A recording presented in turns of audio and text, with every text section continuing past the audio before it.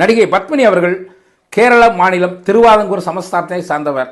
நடிகை பத்மினி அவர்கள் சிறு வயது முதலே முறையாக நடனத்தை கற்றுக்கொண்டதால் தன்னுடைய 16வது வயதில் 1948 கல்பனா என்ற இந்தி படத்தில் நடிக்கத் தொடங்கினார். அதனைத் தொடர்ந்து 1950 ஏழை படும் பாடு என்ற தமிழ் திரைப்படத்தில் நடிக்க தொடங்கி அதற்கு அடுத்து 1952 நடிகர் திலகம் சிவாஜி கணேசன் அவர்கள் நடித்த படத்தில் கதையின் நாயகியாக, அதாவது பணம் என்ற திரைப்படத்தில் நடிக்க தொடங்கினார்.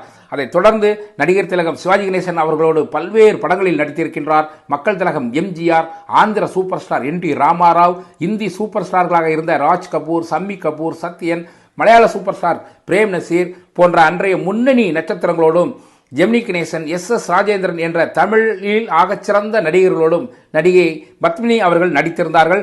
நடிகை பத்மினி அவர்கள் தில்லானா மோகனமா என்ற திரைப்படத்தில் மிக அழகாக நாட்டியம் ஆடியிருப்பார்கள். அந்த நாட்டியம் இன்றளவும் பேசப்படக்கூடிய ஒரு நாட்டியமாக இருந்து கொண்டு இருக்கின்றன. அவர் ராஜ் கபூர் அவர்களோடு மேரா நாம் ஜோக்கர் என்ற ஒரு படத்தில் நடித்தார்.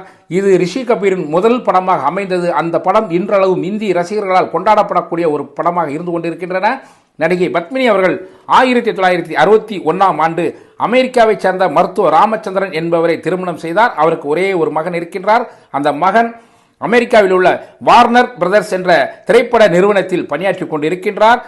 நடிகை பத்மினி அவர்கள் அமெரிக்காவிலே இருந்துவிட அவர் தமிழகத்திற்கு வந்து பூவே பூச்சுடவா என்ற தமிழ் திரைப்படத்தில் நடிக்க தொடங்கி அதனை அடுத்து பாண்டியராஜன் அவர்கள் இயக்கிய தாய்க்கு ஒரு தாலாட்டு என்ற திரைப்படத்திலும் நடித்தார்.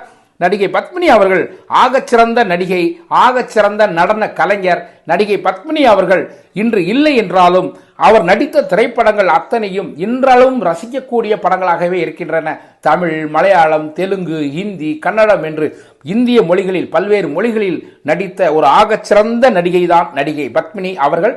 ஆகச்சிறந்த நடிகை மட்டுமல்ல, ஆகச்சிறந்த நடன கலைஞரும் கூட தான்.